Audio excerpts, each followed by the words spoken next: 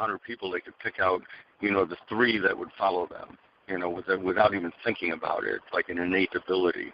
So I could understand why these 3 other guys would be kind of terrified of the guy. Plus, all of them were involved in it. But the fact that this, Robin Geck had his attic set up as a satanic temple, and that's where, most, if not all, the murders took place, was in there. I could see these guys kind of being freaked out. Why, and then probably just at that point afraid to leave the group or something because they didn't want to be the next victim. And it should be mentioned that attic that you're talking about was in his own home. He had a wife, Geck, that is, and 3 kids. And, I mean, the sickest thing of this whole thing, aside from actually killing women, was the fact that they were removing their breasts. And supposedly, Geck had told his own wife that he wanted to remove her nipples to see how it worked. So he was a sick guy, but, they had some weird obsession with breasts. I mean, look, we're guys. We all have obsession with breasts. But, I mean, they obviously took it to another level. Right. And it's, and why it's the left breast, I don't know if they actually got in. I mean, supposedly they were taking their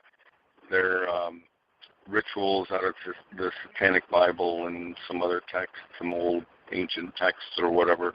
So what the interest of the left breast, I'm not a satanic expert, or an occultist or anything like that. So, they would a lot of times slash the right breast, but more often than not, they would amputate the left one, and then they would use it as communion. I mean, they would all take a bite out of it, after this Geck guy supposedly masturbated inside of it.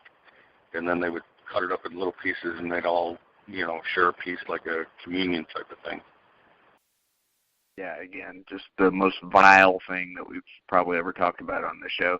And before we go further with the Chicago Ripper crew, Ray, I think the second time we ever talked was on the Gacy episode, and I had mentioned something to you that was kind of like news to you, that a lot of people had speculated that Gacy had an accomplice.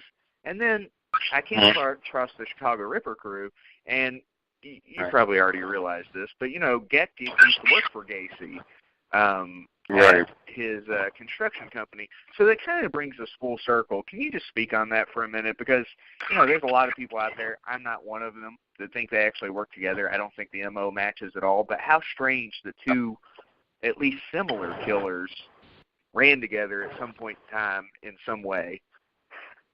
Well, I mean, Gacy had a large contracting firm, so he probably employed a lot of different people. So and he didn't live that far, really, from where Gacy lived. So it could just be a coincidence necessarily. I don't think I agree with you. I don't think that even though Gacy was into strangulation and tying people up, it just wasn't his thing. I don't see. It would make a good episode of American Horror Story or something where you'd have Gacy and Geck kind of sitting at a table discussing what they're going to do next. But I don't think they really. I don't see that going on. And Gacy.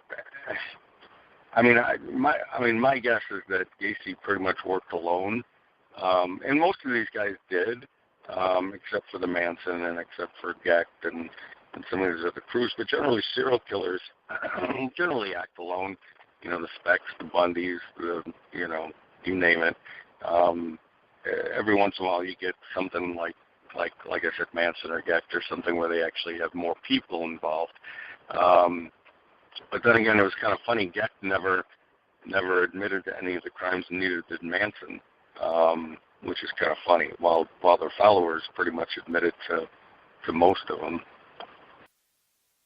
You bring up an interesting point about when there's multiple people involved. Can you think of any situations, just off the top of your head, and again, you don't have to think too hard about it, but just situations where they feel like they're equals, you know what I mean? Because most of these, when I'm thinking about them off the top of my head, you've got one guy who's the strong one and at least one guy who's the weak one. And that seems to be true of most of these, even like the toolbox killers, off the top of my head again. Right, and even like with Lee, if you go all the way back to like Leopold Loeb, back in Chicago in 24, there's always the stronger personality and then the weaker personality. I mean, I don't think off the top of my head, I can't think of one where you had both killers being on equal footing. There's always the leader and then the follower. I can't think of any off the top of my head where I could say, like it would be, Manson and his right-hand guy, that were constantly, helping to plan things. It was always, because normally these guys are narcissists, their egos are huge. I don't think, based on the way they would, like I said before, they could walk into a room and without even thinking about it, pick up, and a lot of predators are kind of like that, even from the standpoint of domestic battery. I mean, it always seems like, like if a woman is battered or is in a really bad relationship, if she does get out of it, it doesn't seem like it takes any amount of time whatsoever to get back into a situation that's just as bad. And part of that is the victim exuding whatever vibe they're putting out and then being attracted to the predator who's also putting out a vibe. So most of these guys are putting out these signals whether they know it or not, and they wouldn't be, I don't think they'd be attracted to someone with the same strong personality as themselves. So, and I can't think of any offhand where there'd be, like a duo or a team. I mean, Bonnie and Clyde, I suppose, but, they were bank robbers, but not, sick, twisted, individuals necessarily like sociopaths like these guys. Yeah, I can't think of any either. Every time I think of one, I'm like, yeah, but the other one's a lot stronger, and you can tell who the leader is there. Right. So, hey, from the people who know Ray Johnson, no explanations needed, but I feel the need to mention this. We've got a lot of new followers, new listeners, potentially to the show. So, Ray, can you give a little bit of background on yourself, just for the new listeners, people who maybe aren't as familiar with you as the longtime listeners are? Sure, not a problem. So I am a retired criminal investigator from DuPage County, which is just west of Cook County or Chicago. And I grew up in the Chicago area. I was born in Chicago, pretty much was raised in Cicero, stayed pretty much in that area my whole life. And when I left police work, I decided to go into, I mean, I've always been a big fan of Chicago history, except for when I was in school. So I didn't like history in school. But no offense to any of my teachers that might be listening. But I was, I didn't really enjoy history all that much until I started looking into it myself. And then I was like, why didn't they teach about this? And why didn't they teach us about that? And so it became very interesting to me. And the Chicago history, obviously because I live in the area, but it also has a very, for lack of a better word, colorful history.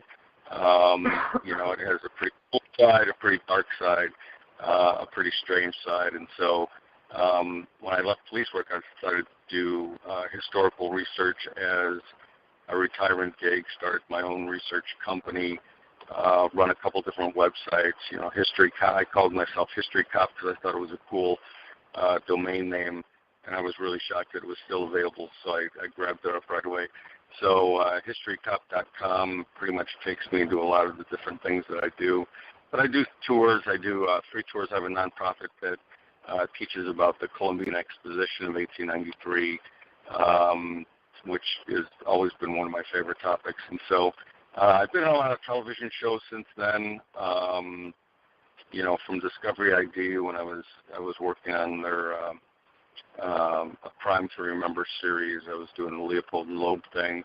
The History Channel, American Ripper, when Jeff Mudgett, who's the great-great-grandson of Holmes, wrote a book called Bloodstains and put out the theory that he was also Jack the Ripper. So I was involved in that show. And then Mysteries at the Museum, The American Experience with Rich Hall, and I've got 2 documentaries I'm working on right now that I can't really say a whole lot about until we've got an offer or 2, but we're weighing options on a couple different Chicago-based documentaries. So, and I've written a couple books, Chicago History, The Stranger Side, Chicago's Haunt Detective, which is basically about 4 major Chicago legends from the standpoint of an investigator, how an investigator would look at it. And then a hardcover book through Arcadia on the Great Chicago Fire. So a little bit of everything. So I kind of keep busy. Yeah. What he's saying is we're talking to a bona fide celebrity here. That's what. Yeah, right. That's yeah, what. Right. Right. I'd rather be rich.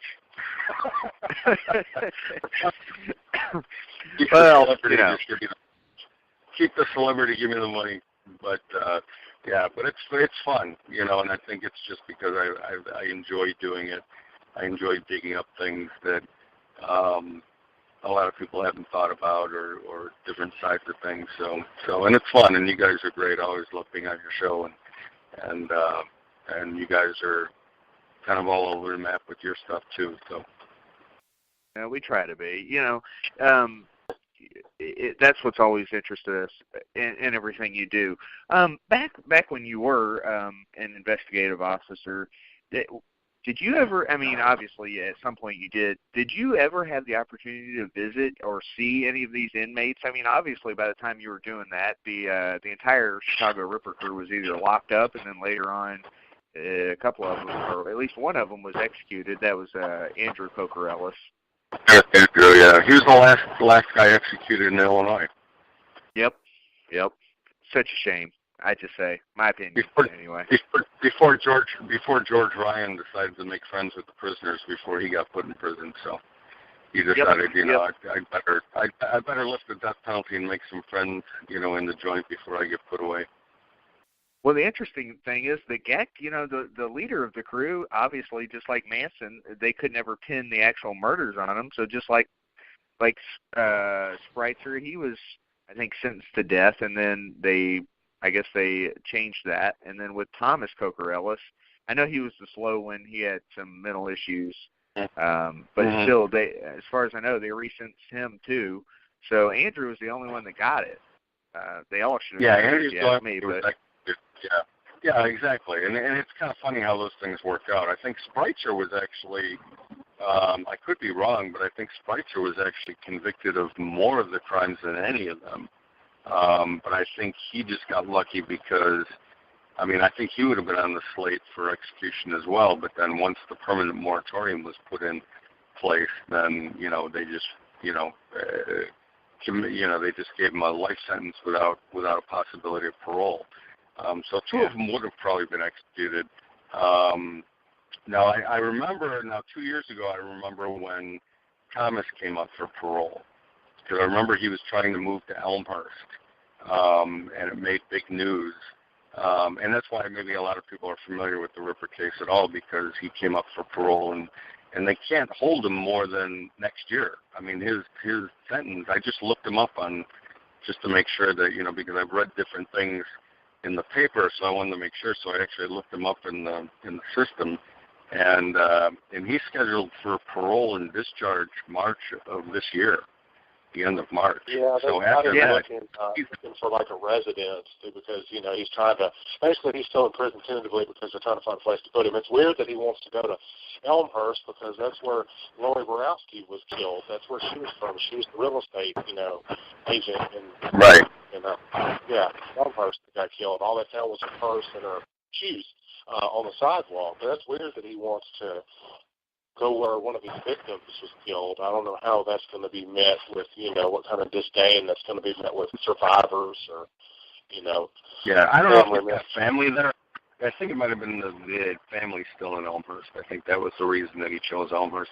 Because normally they're not going to if they're going to let you out on parole, generally you go through a halfway house first, and then they usually have to have an address that you're going to be paroled to, and usually it's someone that you're living with or a family member of some kind. So I think that was the case. But nobody, everyone and their brother wrote to the parole board, and they kept him in. But after March, I think it's March, when I looked it up, I think it was March 29th of this year. That's it. They can't hold him any longer. Yeah. So that's going to be they have to pretty let him interesting. Go. Yep. Absolutely. Well, Travis, I was thinking, you were talking about thinking of cases where there were accomplices that carried out crimes like that. The only ones I can think of, and the only reason I know about these is because